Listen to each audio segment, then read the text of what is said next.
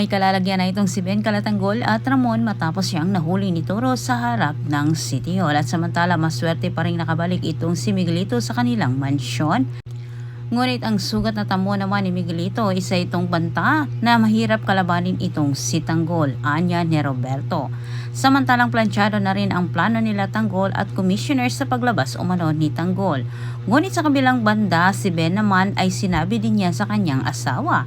Sa oras umano na makabalik pa sila Tanggol sa kanilang tahanan na buhay, isa sa katuparan na umano niya ang kanyang plano, pipirahan itong si Miguelito at ipagkalulo nito sila Tanggol. Sinamantala naman ng mga gerero ang pagkakataon na hawak si Commissioner ni Tanggol, kanila itong pinapalabas na dinukot umano ni Tanggol itong si Commissioner at para pilitin umano na papalabasin na dinayangan nila itong si Tanggol. Ngunit sinabi naman ni Roberto na kailangan umano nilang mahanap kaagad sa lalong madaling panahon sila Tanggol bago pa umano makapagsalita itong si Commissioner. Kinutuban ng masama itong si Ramon na tinira umano sila ni Ben ng patalikod. Pero si Tanggol ay para sa kanya ay hirap siyang paniwalaan ito sapagkat naniwala siya na kaibigan pa rin nila itong si Ben at yun ay gusto umano niyang linawin. Bumalik sila Tanggol sa lugar ni Ben pero sa puntong ito kasama na nila itong si Commissioner.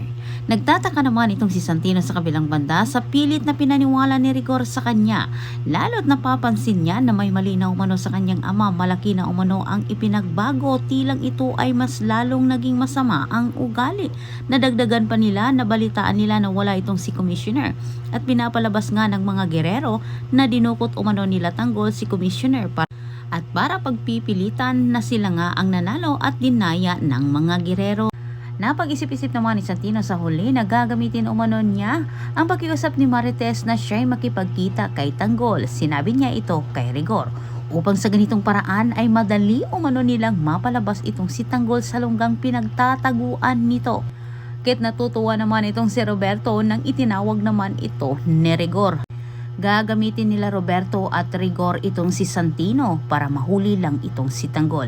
Yan po ay antabayan na natin sa susunod kong update. Daghang salamat sa inyong pagtanaw. Ayaw kalimot pag-subscribe kung ikaw ay bago pa lang.